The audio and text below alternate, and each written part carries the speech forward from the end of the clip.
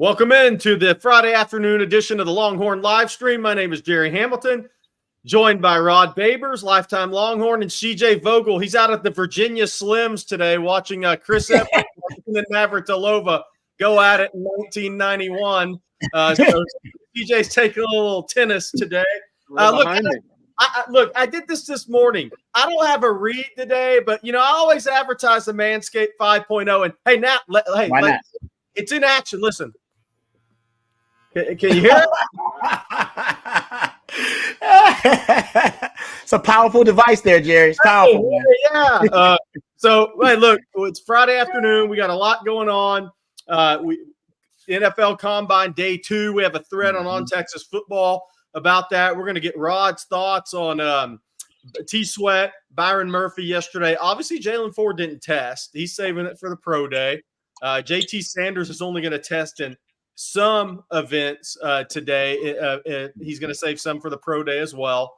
I don't believe he's going to run today, right? Correct, CJ? No 40 and no testing, no broad jump, no vertical.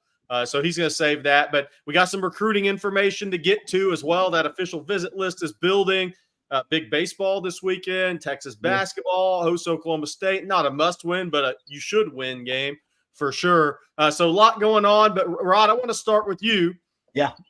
Byron Murphy yesterday. Wow. I think he solidified his top 12 type status, right? That's pretty much what he did yesterday. There's no question. I love the tweet from Matt Miller, NFL draft scout. He said, I had him at 13 on my big board. And after watching him work out, I'm worried he's too low. He's too low. And Mel Kiper's last mock draft, Mel Kiper had him going 13 anyway, prior to his ridiculous combine he just had. There's no doubt, man. He definitely put on a show. Second overall in D tackles, with the D tackles in the vertical. He was third overall in a 4.87 40-yard dash. His 10-yard split was fourth overall. If you go look at the NFL's estimated athletic score, they give out an athletic score for all of the combine participants. He got an 84, which was first among the D tackles. His athleticism score was 86. That was second. And his production score was 79. That was second. There was no doubt he had an outstanding combine. And he just proved that, this is a guy, when you watch the film, he looks like he's got really quick feet. Looks like he's got a lot of short area quickness, but it doesn't take away from his transition to be able to become a power player when he needs to, taking on double teams, to be able to anchor on that line when he has to and be a run stopper. He just proved that athletically, like you said, it justifies taking this guy high up in the lottery of the NFL, if you will, because he proves to be a guy that can help you right away, but also can be an every down player. He's going to help you on first and second down. He's going to help you stop the run, but also he's a guy that when it comes to a passing down, he can beat one-on-ones pretty, I say easily, but he's got all the raw ability. He's got the violent hands. I think you saw that too in the workouts. Violent hands. Even the guy that was holding, one of the pads. I mean, that guy needs to wear some headgear. First of all, I don't know what that dude's doing. You got to deal with D linemen coming there doing pass rush moves. Wear some headgear. But yeah, you saw the violent hands and you saw the really quick feet. And I think that's what people needed to see from Byron Murphy, that he's agile, he's explosive and dynamic as an athlete, but also, and he showed you in the bench press today, what do he have, 25 on the bench, if I'm not mistaken, something like that. He's just, he's a total package athlete. And, somebody asked me this morning if I believe he was better than Casey Hampton. I said, I think he's a better athlete potentially than Casey Hampton. I'm not sure he's a better football player. That remains to be seen. He's a better athlete overall than Casey Hampton, and a better pass rusher, I believe, natural pass rusher than Casey Hampton. But Casey Hampton, I mean, like I said, he was in a different era of football, so I think he made more splash plays because we played football in the phone booth, right? We played football in more compact circumstances, multiple backs in the backfield, multiple tight ends. Hell, Nebraska was still running the triple option when I got to the Big 12. Now things are spread out, a little tougher for D tackles to lead their team in tackles in back-to-back years. Still a phenomenal, extraordinary feat that Casey Hampton did in 99 and 2000. But now I think it's way tougher because so many of the plays on the perimeter, things are spread out. But football isn't played in the phone booth anymore. So I think that's why he had fewer splash plays. But I'll still say Casey Hampton is the GOAT of D tackles. But there is no doubt Byron Murphy is in. Close. Exactly. Guys, but I mean, Casey's he's on the all-time Pittsburgh Steelers team. Yes. Okay. I mean, so if he's not an NFL Hall of Famer, he's the notch right below. Yep. And Casey played over the ball at 330 pounds as an athlete who could dunk a basketball, right? I don't know, Rod, if you ever saw him dunk it when he was at Texas or anything. Crazy. But he could in high school now, and obviously had a couple of knee injuries as his career went on.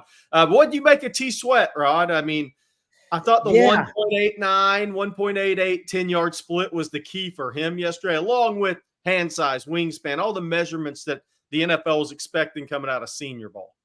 Yeah, I think T'Vondre Sweat was going for the shock and awe kind of thing, where he was the biggest human being, the most massive human being at the combine, and even NFL scouts, when he walked into the room, they like, wow, I didn't realize this guy was this big. So I thought he moved really well to be 366. I'm a little surprised that he was that heavy. I thought he would come in a little lighter, right? It's pretty obvious that Byron Murphy came in a little lighter, maybe 7-8 pounds, a little bit lighter because he wanted to perform. It's pretty obvious that 366, there's still going to be concerns about whether his weight will balloon and whether he'll approach 370. And I know NFL coaches don't want him hovering around 370. So it's going to be really interesting. I don't think he necessarily increased his draft stock, but I think T'Vondre Sweat is valuable in today's NFL just because of the amount of two high safety defenses and split field safety defenses that teams are playing now, middle of the field open, whatever you want to call it. They're playing with two deep safeties, so that means they're playing with lighter boxes. You can only put 7 in the box if you're going to play with two deep safeties at least. That leaves you usually lighter in the box, fewer defenders than they have blockers. That means you need a massive human being like T'Vondre Sweat who can literally clog up multiple gaps with just his frame alone, all right? And if he's that much of a disruptor, he can demand a double team, which Byron Murphy can do as well. Demand a double team, flip the numbers advantage back in your favor. So I don't know if he increased his draft stock, because among all the, all of the workouts and all of the drills, he was pretty much last or next to last. I mean, he wasn't elite among the D tackles in that realm, but what he offers, nobody else has. And I think somebody must have told him, listen, man, why would you try to become what all these other D tackles are trying to become? You have something unique they don't have. You have mass. You are the biggest human being at the combine. Play into it. Somebody must have told him, hey, basically commit to that. Commit to being that guy, because he came in actually over the weight that everybody assumed he was at 365 was his playing weight. And I'll admit his 40, even though it's the last ranked 40 among the D tackles, to watch it at 366 and real football people know that was impressive. Yeah. And to watch it, Rod, I was going to ask you. Yeah. It's like that meme of the people on the bus, right? The one's looking at the side of the boulders or the cliffs or whatever, sad, and the other one's looking at the bright sunny skies. And it's the guys that realize the analytics and the other guys that just watch ball. And when you watch T'Vondre Sweat at that size move as well as he did during the bags, the cones, the circle drills, you're sitting there thinking, okay, he's doing that at 366. But then you compare him to what the other numbers were at the defensive line spot, and you're like, oh, he's doing that, But then you see, again, you just watch him do that at that size, and you're, off the bat, you just said it. It's mighty impressive, and there's a reason why he's going as high as he is right now in draft boards off the season that he had, with as poor of times that he did. So it's impressive to me at that size to do what he did, and I guess it is in the eye of the beholder and NFL scouts of, are you going to talk to the analytics? Are you going to go full, kind of balls to the wall on that and what the numbers say? Or are you going to watch the tape, watch the person, watch the prospect, and take your overall decision from that? Yeah, that's a good point. Once again, Friday Longhorn Livestream. Thanks to everybody for joining in. Rod Babers, top right. CJ Vogel, bottom right. I'm Jerry Hamilton. Hey, CJ, I don't know if you can bring up Juan's super chat there. Juan, CJ and Bobby, who has the better program from the Pete Carroll and Nick Saban disciples? Lane Kiffin, Ole Miss, Steve Sarkisian, Texas. Thoughts? I'll go first. Sark has the better program. Texas should be the better program. But Ole Miss has a real shot to be in the 12-team playoff this year. They have a great schedule. Oh, yeah. Gone all in on NIL and the portal. It would be interesting, not out of the question that both of those guys aren't in the college football playoff next year, guys. Yeah, I'm right there with you. I think Ole Miss is right now kind of in that debate with Missouri and Alabama for who's going to fill out that top 3, top 4 in the SEC. I think you kind of peg Texas and Georgia atop of the leaderboards right now in the SEC going into the spring. Obviously, a long way till ball's kicked off. That means anything, but Ole Miss is really, really knocking it out of the park in the NIL aspect, building a roster right now that can compete with just about anybody. They're going to return Jackson Dart at quarterback, Lane Kiffin, obviously, adding to that offensive line with 2 members of the Washington Joe Moore Award-winning offensive line from a year ago as well, and Walter Nolan. So they've really added a lot of nice pieces. I'll give Sarkisian the edge right now for his high school recruiting classes, what we've seen over the last 3 or 4 years, as well as what we saw on the field last year with him making it to the college football playoff, though. Yeah, it's and adding Diego Pounds from North Carolina at left tackle. Ole Miss addressed a weakness that puts them in the conversation. That was offensive line. They also got the receiver transfer out of South Carolina that Texas had some contact with. Running back transfer, obviously. They did lose Judkins to Ohio State. But that offensive line, how quickly they gel is going to be the key. But what Sark and Kiffin have going for them next year, third-year starting quarterbacks. Yep. That gives you a chance, Rod Babers. Yep. And, and is Lane Kiffin still calling his own plays, right? He is. Oh, yeah. So you got basically your play calling head coach also coming back with his starting quarterback. That's really important, man. That synergy between the two. I mean, they should be now both of those examples, Sark and Quinn and Jackson Dart and Lane Kiffin. They both should be primed for big years, huge years this year. Yep. Ole Miss got well on that offensive and defensive line. So, yes, Ole Miss is going to be very good. UT boys said Ole Miss can come get some. They're not scary. I like that. Look, here's the reality. If Texas and Ole Miss play this year, that's a good sign for both of the teams. Hey, there's only 2 ways one way it's going to happen probably. Playoff. So that would be a very good thing. Scott Surgeon tuning in from San Diego. How are we doing? How's your weather? I assume it's great. CJ looks like he's waiting on his flight to San Diego right now. Hey, I'm in a hoodie right now. It's a little hot right now. It's starting to heat up. For those that don't know, CJ's at the Virginia Slims tennis tournament today. So he's playing right behind me. Yeah, exactly. But guys, we got a lot. One of the things I know, CJ, you wanted to hit on was some of the proposed rule changes in college football this year, kind of the developments there. So I'll let you kind of lead us into that discussion. Yeah, obviously the big talk of the offseason from the coaches' perspectives is changes on the field. And what we're going to see that today, Ross Dellinger of Yahoo reported 3 proposed changes to the on-field game in college football. The first is a 2-minute warning at the end of each half. A bit interesting there. We'll see in-helmet communication, and the third one as well is tablets on the sideline. So 3 technological advances, with one being the time management there. A bit interesting. I like the idea of the tablets on the sideline. That makes sense. There's not really a whole big advantage there. Everybody in this day of college football can afford multiple tablets. I think that's goes without saying. It also makes total sense to me for helmet communication to make its way into college football. And Jared, we'll get into this a little bit down the road once I hear some of y'all's thoughts, because it's a bit of a polarizing topic when you talk to college coaches a little bit right now. And then the 2-minute warning is the third one that, to me, I don't necessarily get it. I like the change that they made with first downs no longer stopping the clock. Inside of 2 minutes, it does. Why do you need another timeout essentially at 2 minutes? That's kind of my biggest question mark, biggest head scratcher from this rule change that they've proposed. It just is another opportunity for offenses to put up points, which I don't hate. But at the same point, Rod Babers, we got to stop the ball. If you're giving all these offenses that much time to stop the clock, at what point do you stop rewarding defenses for good defense? And so that was the only one I was really questioning. But Rod, is there one that stands out to you? How big is being able to watch film immediately on the sideline? Is the 2-minute warning that big of an issue to you defensively? What are your thoughts? Oh man, I got a lot of thoughts actually about this. It's such an intriguing topic. First of all, getting back to the 2-minute warning thing, commercials. Yeah, money. That's another commercial. Add another commercial break, man. You know, that commercial break in the fourth quarter, big game. Oh, man, you know what that's worth? You know what the NFL made off of overtime in the Super Bowl? You know how much money they made just off of overtime? Man, extra commercial break. So, yeah, you're right. It doesn't make sense with what they've been doing because they've been trying to shorten the games, cater to a younger demographics, attention span or lack thereof. But straight cash homie wins the day. So they got to take that money. That's why they will have a 2-minute. I think it called it a 2-minute timeout instead of a 2-minute warning. They will have one. And yes, unfortunately, guys, it's for commercial breaks. They want another one.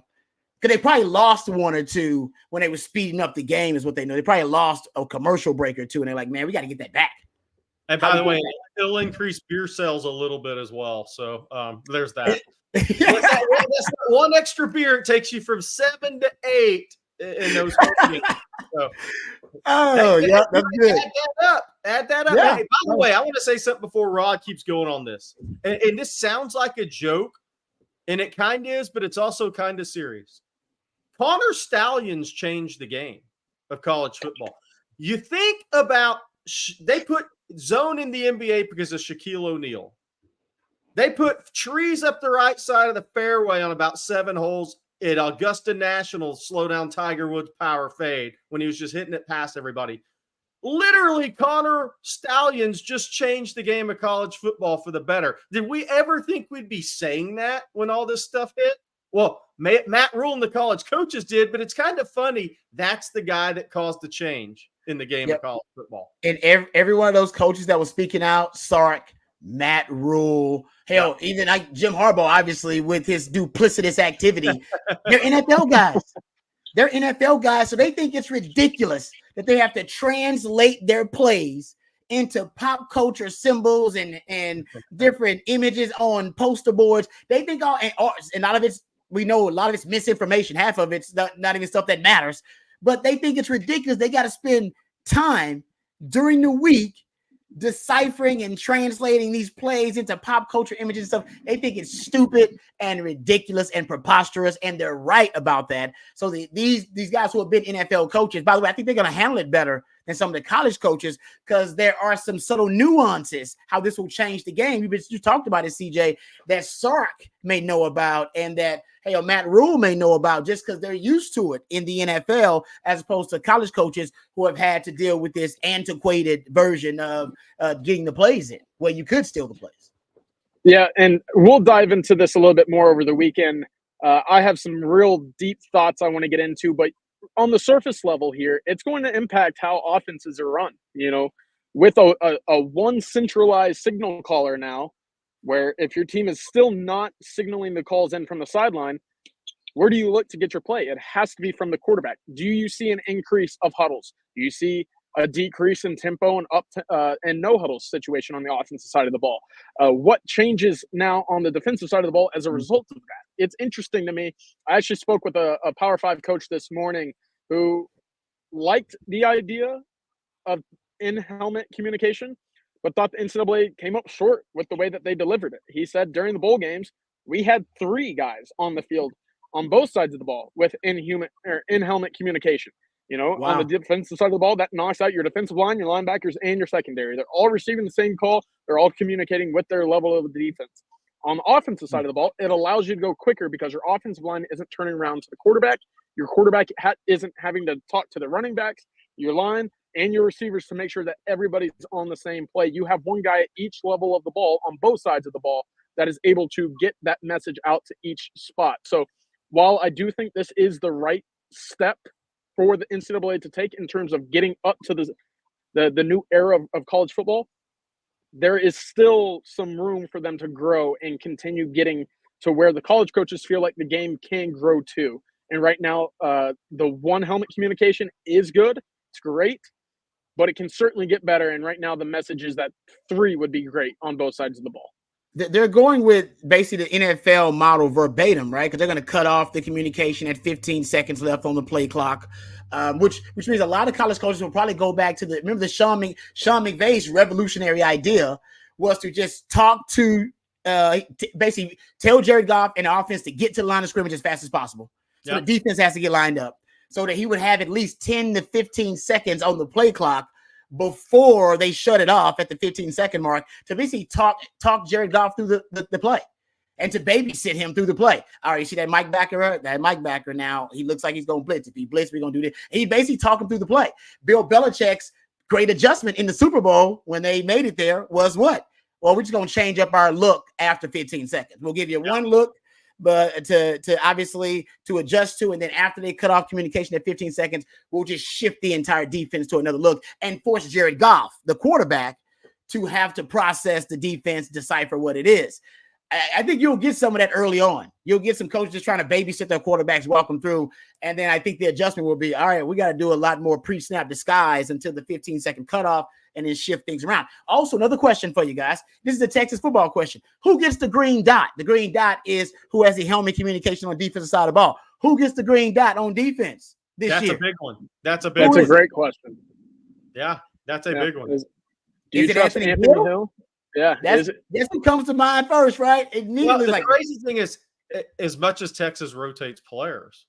Boom. That too. Brilliant. Exactly. So on defense, it's an issue for Texas. Last year, Jalen Ford stayed on the field quite a lot. Yep. He was the only one that was over about 90% of the snaps. Yep. Hey, you know what? Those guys, I'll tell you this, Jade, those guys are going to be fighting for it because that means they don't come off the field. Oh, we'll have a throwdown. We should have them do a trivia show on here to see who gets the green dot.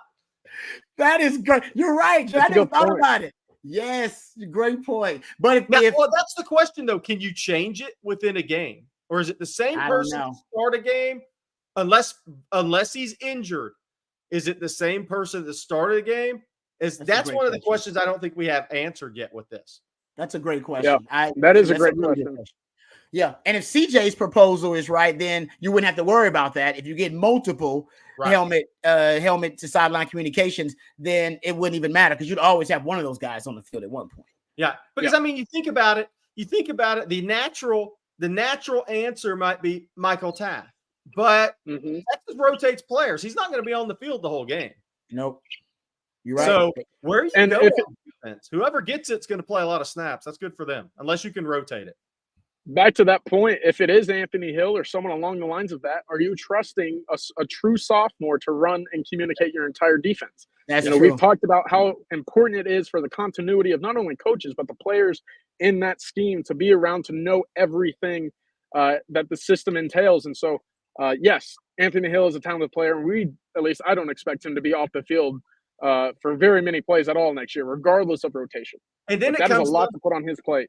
Yeah, then it comes down to Rod. Do you want to put that much on his plate? Because you want that guy playing fast with freedom, and if he's having to think and communicate all that and having to think about that play to play, I'm not sure that's a scenario you really want him in.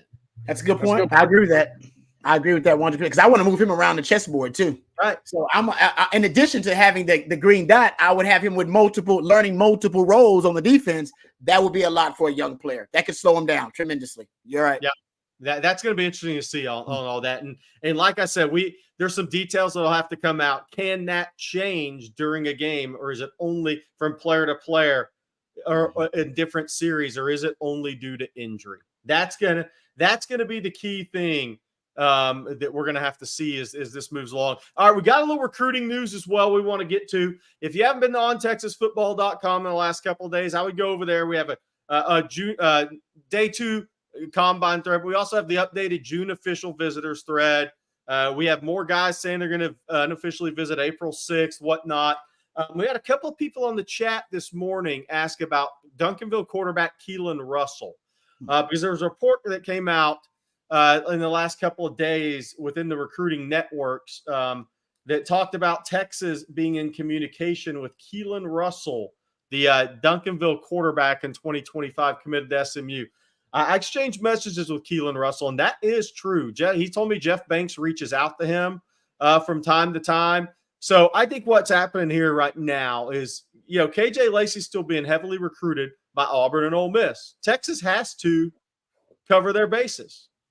Right? They have to cover their bases. Yeah. And I'm one that thinks Keelan Russell's a tremendous quarterback prospect, by the way. So more than him being at Duncanville is how talented he is. So KJ Lacey's scheduled to be at Texas on April 6th and April 20th. I think he's a solid commitment to Texas right now. Obviously, Ole Miss and Auburn are still making a run. We'll see what happens. Maybe Texas, talking to another quarterback, keeps Lacey really strong with that commitment and from visiting other schools too. That's kind of recruiting. We'll see. RJ Yarber, we got a super chat. Thank you for the super chat. He's asked twice, Rod, where'd you get that hat? Oh, man. Academy, actually. Go check out Academy Sports and Outdoors. They had a bunch of them maybe two years ago. And I bought like 4 of them. I love the hat so much. I bought a bunch of them. So hopefully they have it. Yeah, off of that, if anybody here on the chat works at Academy, they want to be a sponsor, bring them all in. Rod will wear all their stuff. I will, man. Academy low key. Academy is a great spot, like to go check out in the off season for like Longhorn gear. They don't get consistently the good stuff, but every now and then they just get a supply of like really cool stuff that you just don't see everywhere else. I don't know what it is, but hey, Rod, on top of that one in the DBU hat, you got the lineup going real well with the hat game. Oh, I know, and shout out to Last Stand hats. I need to go back there and check out because a lot of my hats are Last Stand hats too. So shout out to them. Yeah, no doubt. Hey, Rod. A lot of people have mentioned Jade with the headset. Yeah. Would you have a nickel with the headset though? I mean, he does work at the second level. Linebacker safety thing to me. Yeah, but you know what? It's a guy that's got really high football IQ. He will be at the second level a lot, so he can communicate with the linebackers. Of course, he's a part of the secondary, so he can communicate things to the secondary. That's not crazy. I think the Cowboys had their safety, that one of their safeties wearing it. I believe it was not Malik Cook or the J-Run Curse. It was J-Run Curse wearing it. So I mean, you can have your safety wearing it, especially. Makes sense for the Cowboys because they used to run a lot of 3 safety packages, right. Big nickel, big dime, and J-Run Curse was basically working as a hybrid linebacker anyway. So I think it could work. It could work with Jahdae Barron. And by the way, we all agree Jahdae Barron shouldn't lead the field. He shouldn't lead the field. Last year they were taking him off the field and they put 40 personnel out there. He shouldn't lead the field. Guy wants to be a defensive coordinator. He knows ball. I heard Xavier Worthy at the combine talking about Jahdae Barron saying, "Oh no, Jahdae Barron's he's about to be a breakout star at Texas." And when they asked him why, he said, "Man, he's just football IQ, his ability to process things. He's a student of the game. He's a football investigator. I don't use that term lightly. Right. He picks up on clues and hints really well and can help solve plays really well. He's a guy that I would trust doing that. He knows the system really well, so he's not going to be bogged down by making adjustments with the system and knowing where he's supposed to be in his role and responsibility. And like I said, he wants to be a defensive coordinator. I would challenge him like, hey, man, you want to be a defensive coordinator one day, right? Well, you're a leader on this defense. You know the defense as well as anybody right now. You've been playing in it long enough. You should be able to be an air traffic controller, getting some guys lined up. Hell, Blake Gideon did that. Earl Thomas will even tell you back in his day, Blake Gideon was getting them lined up a lot of time, and he was out there making the plays. That's my question. If a nickel back, was wearing that, and you caught on to that, wouldn't you start motioning him around a little bit, making it? I mean, you would try to make his life hell, yeah. If he, that's right, right? I mean, absolutely.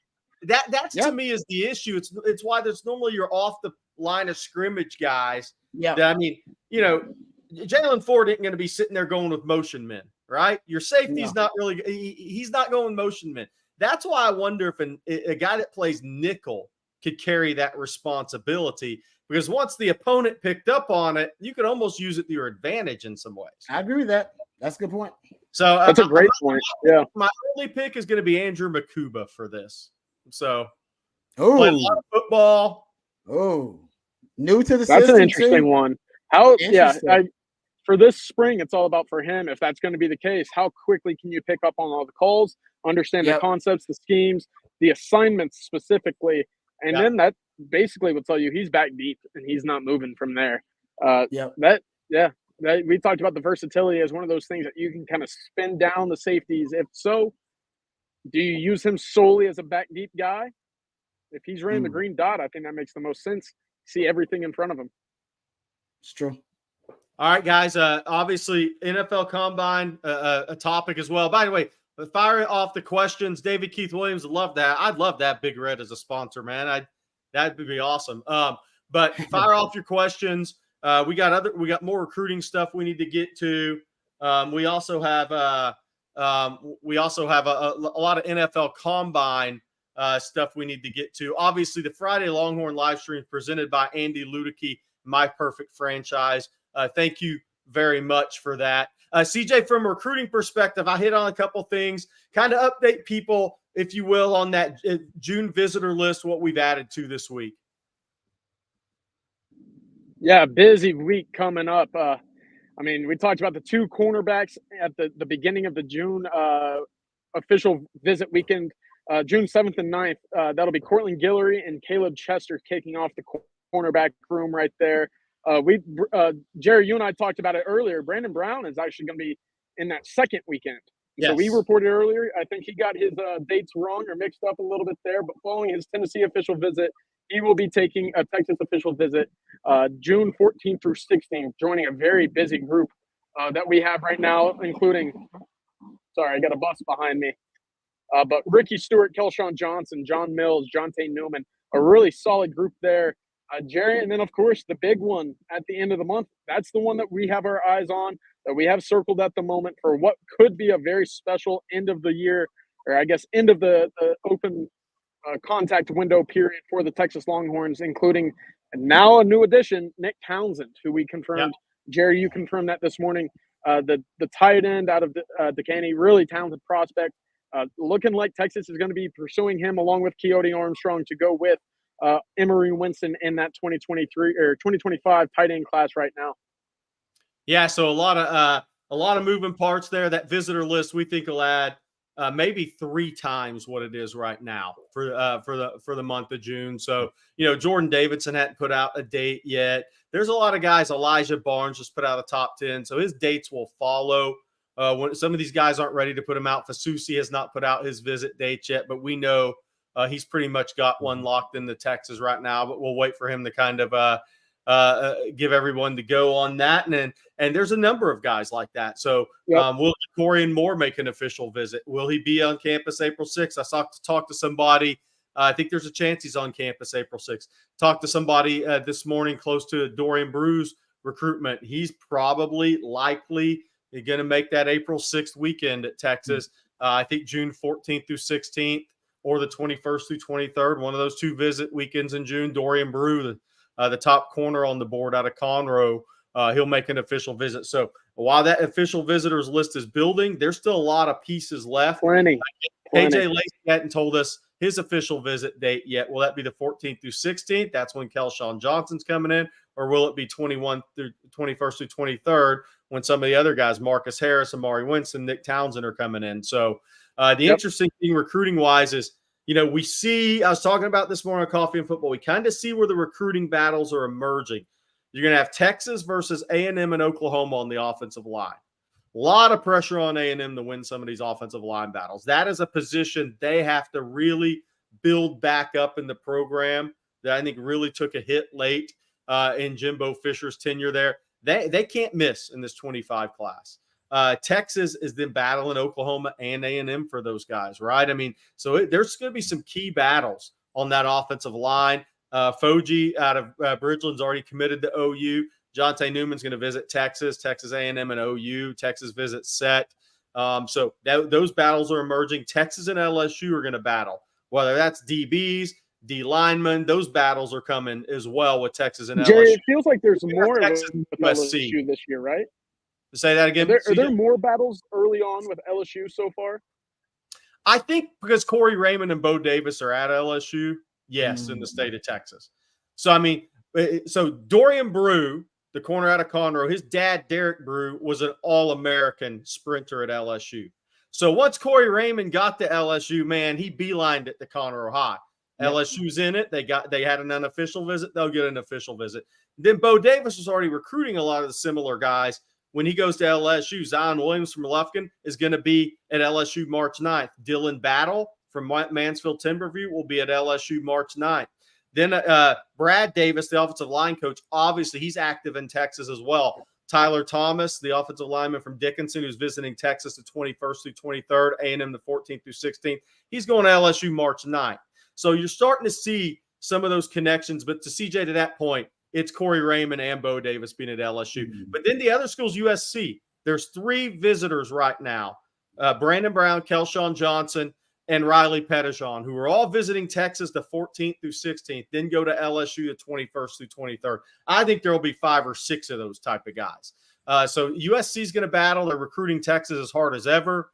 Brandon plays for the California Power 7-on-7 team, so there's a connection to Cali out there. Why he made an unofficial there on around the 7-on-7 tournament. We'll go back for an official visit. So it's pretty easy to see where these battles are. A year ago, it was who's Nick going after in Texas.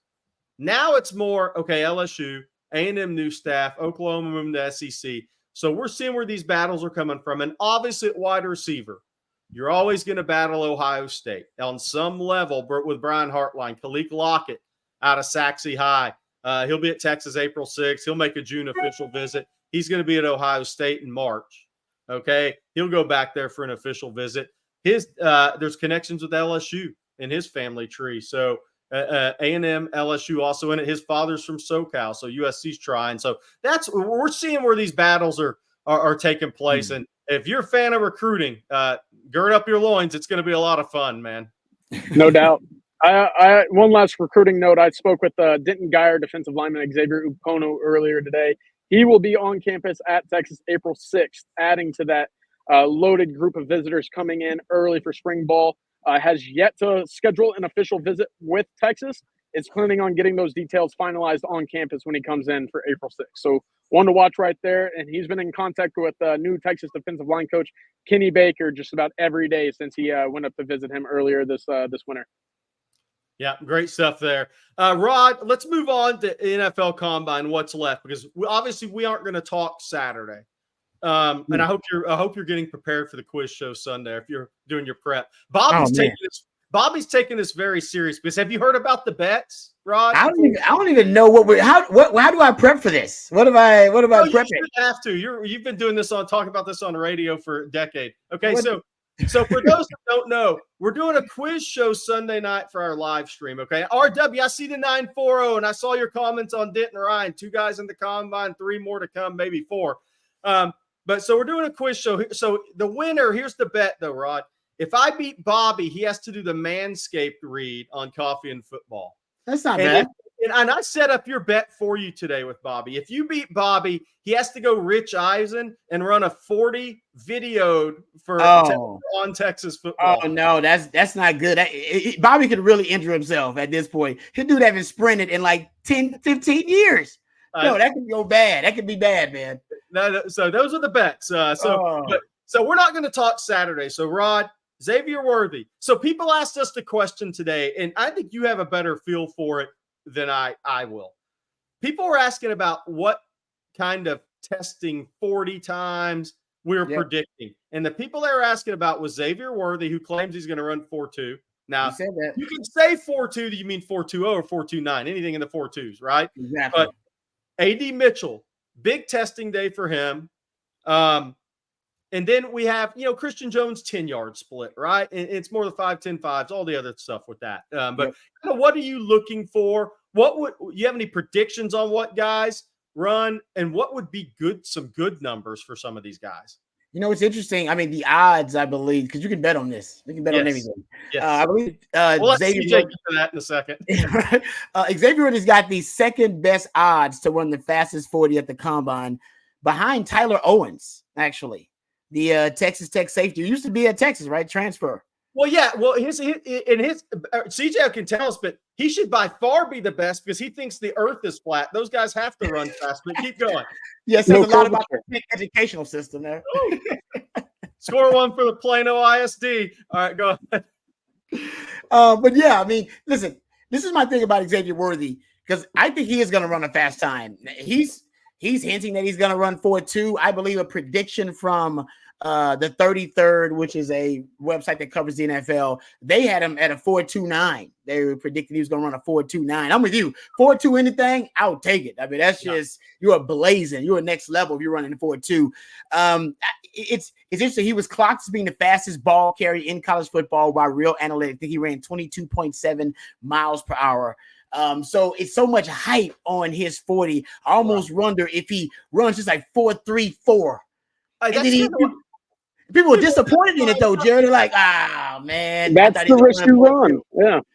Yeah, see, that's my only concern with Zay is that he might run a fast time, but what if it's not 4.2 and it's about his hype about 4.2 and he runs the mid 4.3, which is blazing, by the way, and yet people are like, yeah, that didn't impress me. It wasn't a shock and an awe factor with it.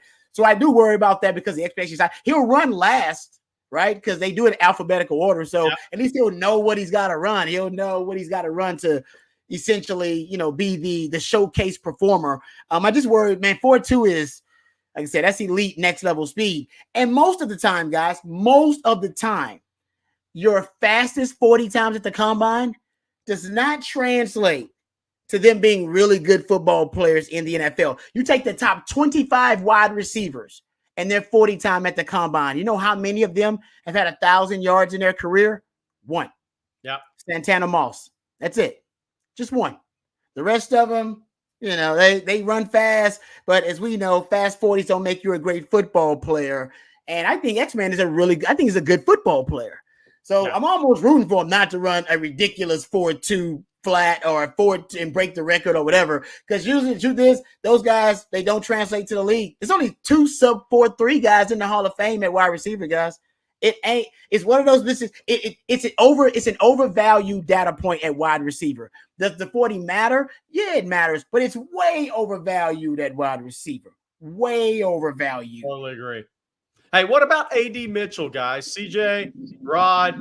So he's viewed as more of a run and catch receiver, tremendous route runner, great second move runner, good 50-50 ball winner, right? So I think his time's going to be pretty important tomorrow in the way people view him.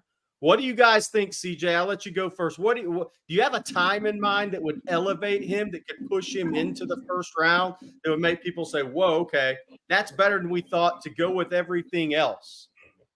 It's going to be a little specific here, but if AD can run a 4.53 or lower, that's kind of the mark for me where I'm very comfortable seeing him mocked, predicted, guessed, or whatever you want to call it, into that first round. It shows that he's right on the edge of a 4.4, which is what you want. And at that size, with the hands that he possesses, what more do you need? That's kind of that big question mark. We've talked about the height at cornerback being one of those kind of indicators that you don't necessarily need the super long wingspan or the super, electric speed if you're 6'3", because they make up for one another. At the wide receiver spot, it's a little bit different because you have to be more technical in terms of your route running, get off, release, etc.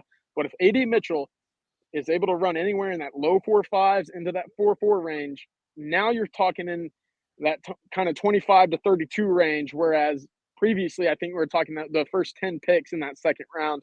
I could certainly see him making that jump right there because, again, we talked about it earlier, and I like shouting out Marcus Mosher on on these streams because I follow him for all my Cowboy news. He's one of those Twitter follows where I get a lot of information about. His 1.7 drop rate this year in college football is best of anybody in the draft this year at the wide receiver spot. So you talk about the fastest, probably Xavier Worthy. You talk about the guy with the best hands in the draft, there's a good chance it's going to be AD Mitchell when it's all said and done. That's a good point. If not him, Keon Coleman. That's exactly right. Hey, by the way, somebody asked in the chat if Tyreek Hill ran at the combine. He did not. He ran at his pro day. He ran 4.29 at his pro day, so not an official NFL combine time for history. Yep, exactly. So, Rob, AD Mitchell, general thoughts on him? What do you think makes for a really good combine day to where he can kind of maybe push up into that late first? Yeah, I agree with CJ. I would like him to hit 4.4. There's the talks, at least the scuttlebutt seems to be that he's pretty confident that he can hit a high 4.4. And if he does, I think he's going to be first round all the way because that's the only thing that the tape doesn't reveal to you if he does have just straight away top end speed. And like I said, you don't need it at wide receiver. There are plenty of great wide receivers out there that are running 4.5s, mid 4.5s. But if he hits a 4.4, I think he's going to guarantee himself a spot in the first round. I think Mel Kiper was projecting around 7 wide receivers in the first round. And his latest mock draft, he had Xavier Worthy in the first round. Yeah, Xavier Worthy going 32nd to the Kansas City Chiefs. And if you're Xavier Worthy, you hope that happens. Oh my God. Oh, that would be the great. Yeah, if you're Xavier Worthy, considering they don't have a true number one wide receiver, and Andy Reid's the best play caller in the NFL and the best coach in the league right now, and you got the best quarterback for the next 10 years easily. Free tickets to Taylor Swift concerts. Here's the deal with those two guys. Why the testing is so important now, to get into the first round where they're mocked to go. If you fall into the first round, you're going to a playoff team. You slip into that second round and you go in the first 10, 15 picks there. Now the odds of you going to a Carolina, an Atlanta, a Pittsburgh, a New England, a place where their quarterbacks just don't know how to throw the football accurately, consistently, that's going to get your career off to a significantly slower trajectory than what it would be if you were going to a Kansas City, a Buffalo, even a Dallas. There's Baltimore Ravens. This is a huge weekend for that. Yep. Yeah. You talk about what the Steelers have right now with their receivers, Deontay Johnson and George Pickens. You put those guys on any other team right now, and you're talking about them like they are significantly better wide receivers in a tier above where we currently see them. But because of the system and because of the inconsistency at quarterback, now you're sitting there thinking, well, I mean, maybe we don't have to sign them. Maybe we don't need to draft them. Whatever the situation is, it changes everything for them in the NFL. Yeah, look at the Falcons. Falcons are loaded at skill positions. Got no QB. Yep. Hey, one of the reasons I think A.D. Mitchell's 40 is important for him is he's not a catch and run receiver, right? That's not his strength. He's not the guy. I've seen some comparisons to C.D. Lamb, and I just freaking laugh. I don't like it. C.D. Lamb his feet are on fire. Ooh, and he is a catch and run and catch receiver, which there aren't many of in the world. Yeah. So A.D. Mitchell's more of a run and catch guy. So his 40 time is important here. If he was a darting, bigger guy like a C.D. Lamb, then if he runs 4.53, nobody cares. But people are going to care since he's not that catch and run guy. Mm-hmm. So he's going to run to catch. And that does make what he runs a little bit more important since he's not as elusive with ball in hand as some other guys. Great description. So, I mean, that's the best way I can say it. That's great. Can I throw up Buffalo at the late first round, replace Gabe Davis for A.D. Mitchell? Yeah. What do you think there? That. Yeah. Mm-hmm. That's good. I like that. And you got the big body fit, a guy that can complement Stephon Diggs, and so leaves Xavier Worthy at 32 for the Chiefs. I feel like that right there is the best case scenario for both of those guys, because then you're on a perennial all-star or playoff team with a great quarterback, a great system that puts up points, and you fit the offense and what they need at the moment.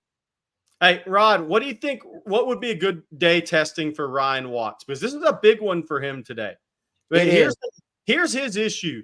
There's 23 DBs at the combine from the SEC alone. And all those dudes are going to run fast, okay? Yep. What does Ryan Watts need to do today to ensure maybe he gets drafted? Because that's what we're talking about here with Ryan. Yeah. For him, it's interesting. I think he needs to show great change of direction in the drills. Yes. Right, at that size, with that range, if he can change direction really well, I think that would help him out a lot, because that's something that he had trouble with. I think on film, he's great at the line of scrimmage. I used to always talk about this, but where he, I think, was most vulnerable and exposed was down the field when he's got to get in and out of breaks to be able to hang with receivers. I think that gave him issues because I don't think he has very natural, flexible hips. And some guys have loose hips. I don't think he has loose hips. Doesn't mean you can't play corner. Quinn Ewers didn't have loose hips at all. But he was a monster at the line of scrimmage, and he had elite straightaway speed. Yeah. That's what Ryan Watts is missing, allegedly. Now, if he proves that he can run low 4.5, mid to low 4.5 at that size, I think potentially he could have a team take a chance on him in a late round. And keep in mind, something else that's also helping out all these guys late in the draft. It is a diminished pool of talent, right? Because you don't have as many underclassmen coming out. Right. I believe they have the number of underclassmen that usually come out. I believe they're at half the average of the last 5 years. I think you're at 58 underclassmen declare. That is close to half of what the average has been in the last 5 years. So I think the later rounds, you'll have some teams willing to take a chance on a player because they just don't have that higher level talent or that deeper pool of talent they usually would have in rounds 5, 6, and 7.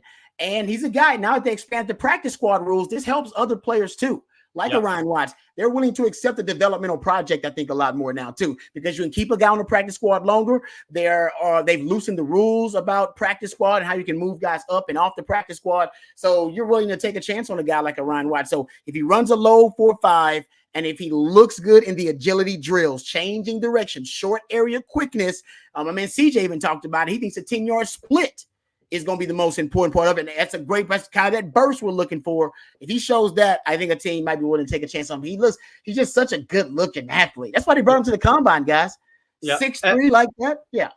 Yeah. By the way, before we're going to talk about Keelan Robinson, we have some Keelan Robinson questions next. And then I want to get into, we're 18 days away from spring football. So I want to get into a little Texas spring football talk before we get out of here. But real quick, by the way, on Ryan Watts, one thing to know, I went back and looked at his old Nike numbers. That'll be interesting to see. He was low 4.5s on the Nike clocks coming out of high school. Now that's laser start, but that's not laser, or it wasn't when he came out. So that wasn't like the Under Armour combines. So we'll be interested to see what he runs. He's posted him when he was 195 pounds coming out of high school. But real quick, I want to take a second for My Perfect Franchise, Andy Ludicky and the guys at My Perfect Franchise, stuck in the corporate rat race with 2 weeks PTO and no control over the money you can make or your schedule in general. Call Andy. He will take you through a process to help and find a business that will fit your skill sets and financial goals.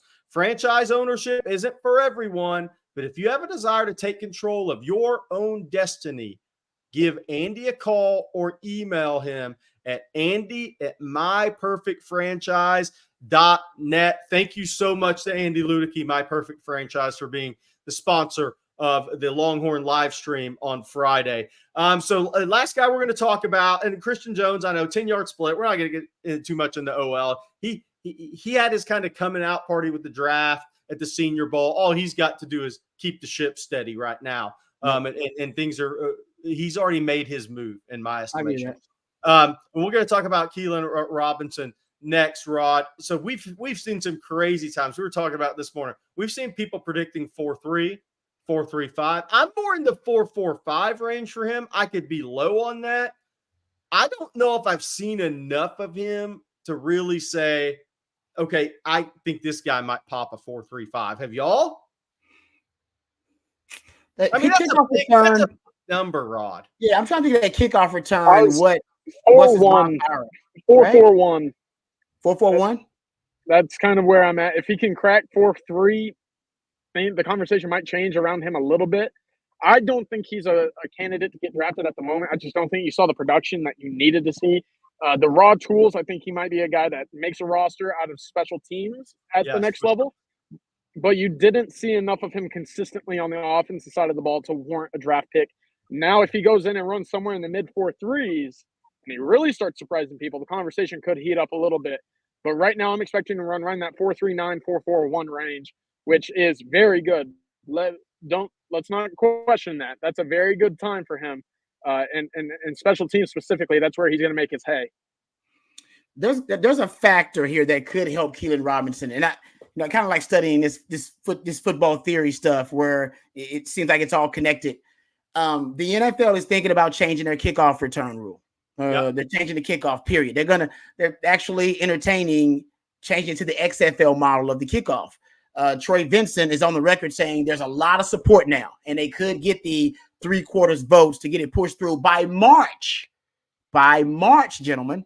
If that is the case, and I don't know if people have paid attention to the XFL's kickoff, basically the kicker kicks from the 30-yard line while the rest of the kickoff team begins at the opposite 35-yard line, separated from 10 members of the receiving team by 5 yards, so basically it's 5 yards apart.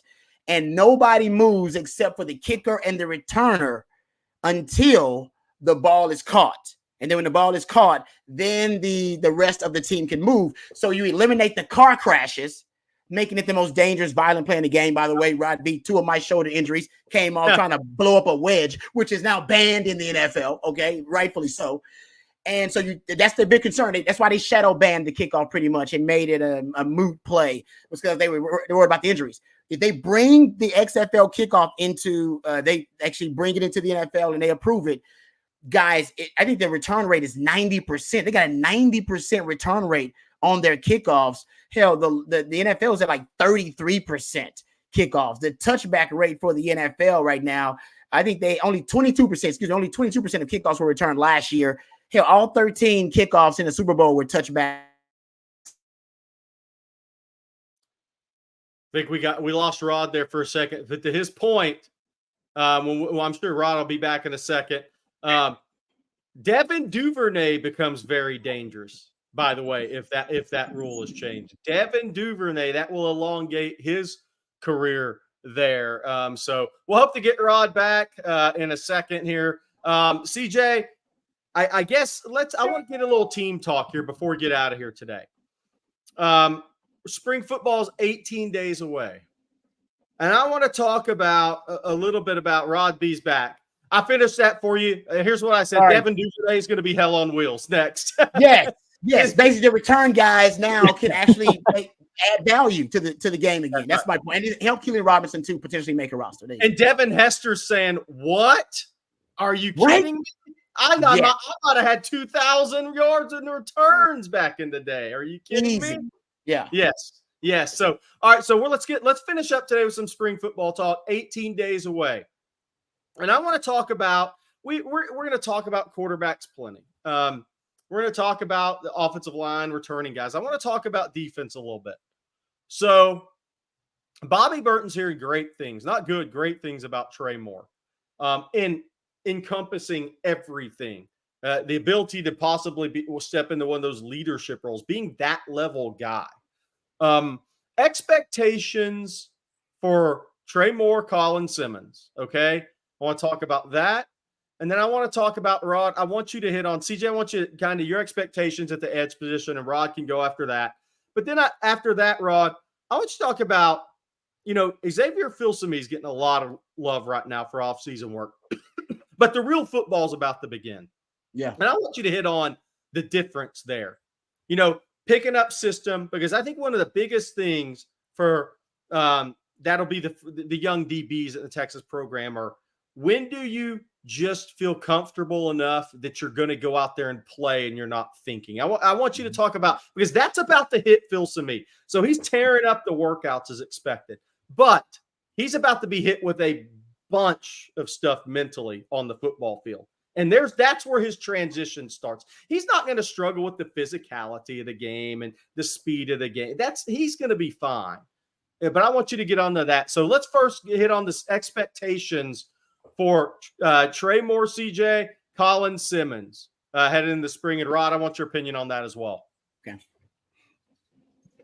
Listen, that defensive line room has proven they can get to the quarterback. They just can't bring him down. If you start getting guys who know how to get to the quarterback with the complete bag of getting the quarterback to the ground, now you're starting to see that room elevate to levels we haven't seen under PK here at Texas.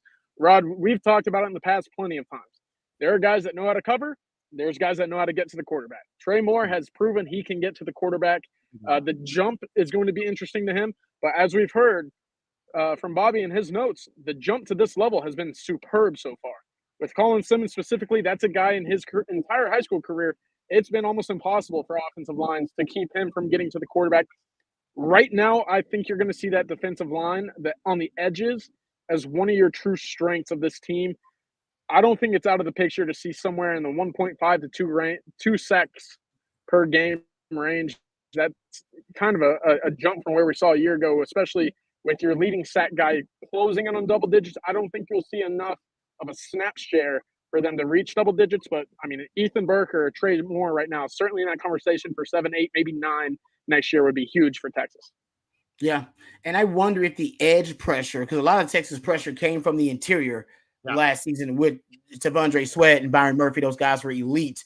But I wonder if now the edge pressure will translate and convert into more splash plays and more turnovers, because that's what Texas wants, right? The last 2 years, Texas has been one of the best defense at creating pressure, but has that pressure translated into splash plays, tackles for loss, negative plays for the offense? Has it translated into sacks? Has it translated into interceptions? Is it translating into, forced fumbles? Is it translating into more pass deflections? And I don't think it is. I don't think it actually has translated into more of those for Texas. Maybe a slight increase, but nothing I think that Texas can attribute this pressure created this splash play for us. And I think that's what they're trying to bridge, that disconnect, because they're creating the pressure, but the pressure is not converting into the big plays that they need. So hopefully now the pressure is coming from the edges, because I agree with CJ. I think it's going to be way more effective. You got natural pass rushers now with a guy like Trey Moore, Colin Simmons. Ethan Burke's going to get better off the edge. I think Barron Sorrell is going to be even better off the edge. But I think Ethan Burke's got a chance to be, to be the guy, to be a dude. To be a dude off that edge. All right, he's got one of those chances. If you can have those guys step up, you'll have the pressure. It just won't be coming from the interior, be coming from the edges. And I wonder if that pressure just coming from a different place, collapsing the pocket from the outside, will that lead to more of those splash plays? We don't know. And maybe the secondary just being improved, right? Adding, Makuba, having a veteran like Jahdae Barron, Malik Muhammad, Terrence Brooks getting better. We just talked about, Derek Williams, young safety. You talk about Phil Simi adding that guy to the mix. Maybe just overall with the improvement of the secondary, you're going to have quarterbacks holding on to the ball just a little bit longer because of the pressure. The coverage combined with the pressure. Yeah. And hopefully you can get home now because the quarterback will be having to get through deeper into their progressions, holding the ball, and you can turn that pressure into splash plays. That is the hope with the connection between the coverage and the pressure. No doubt about it. So we've had some Dre Bledsoe comments here. Dre Bledsoe, I can say, was 287 pounds during December workouts last year prior to the Sugar Bowl. So he was knocking on 290's door, which probably means he's going to be 295. And you know what? One of the reasons I want to see Dre, that light come on and he be that consistent player, I just want the guy to get invited to the combine one day and see what he does. It's selfish for me, guys. I want to see what that guy does at the combine, because if he's 300 pounds, I think it's going to be an eye-opening moment. He could be one of those combine eye-opening guys. Rod, last thing before we get out of here. Xavier Filsaime. Obviously, he's been talked about a lot. He's tearing up the workouts, as I mentioned, right? Tremendous athlete, high-end athlete, good frame, Power 5 ready frame. Talk about the transition, these guys. Him, whether it's Wardell Mack, Jordan Johnson-Bell, all these guys, the workouts are hard, but that's been the easy part compared to what they're about to face. They're about to be thrown a lot of information and then have to take it to the field and take it on the field without being a robot, but still having the freedom to play. Talk about that transition, what's in front of them this spring. Yeah, I love that term. Don't be a robot. My boy Shannon always drops that. Be coachable, but don't be a robot. Right? Be coachable, but don't be a robot. And that is tough on young guys, because young guys go out there and the coach told me to do this and I did it. But the coach also wants your instincts to take over at one point, become a football player, use your football acumen and football IQ. Right now, yeah, those guys are coming in. And we talked about this with the Texas secondary. I mean, those guys are coming in faster than the guys who are on campus, some of these guys, because Texas is recruiting foot speed now. They're recruiting different types of athletes in the secondary. So I'm not surprised that they're impressing in the workouts. I think I impress as a young player in the workouts too. But yeah, once you start applying the scheme and they have to learn the X's and O's, then you're going to bog down their process. Right now, he's not processing anything. He's just running, right? Those guys are freaks. But when the game slows down for you, you play faster as a player. And it's basically when the game is moving really fast, you're moving slow as a player. And I think for those young guys, when they're first learning the system, they don't have the muscle memory yet. I mean, hell, Jahdae Barron's been in the system long enough. A lot of stuff is muscle memory for him. He gets the call, alignment, assignment, boom, boom, a technique, all my fundamentals, everything. It's just, he probably doesn't even think about it. It's just such a routine for him. So I think that's what you want to get with young guys, but you can't get that unless you get reps. So I think ultimately, and I say this about young players all the time, give them lots of encouragement when they make good plays, because they're probably going to be, making a lot of mental mistakes. You're probably going to see them, make a lot of fundamental technique mistakes early on, because they're trying to process so much, not only the scheme and their role, responsibility, alignment, and assignment, but also they're being taught technique.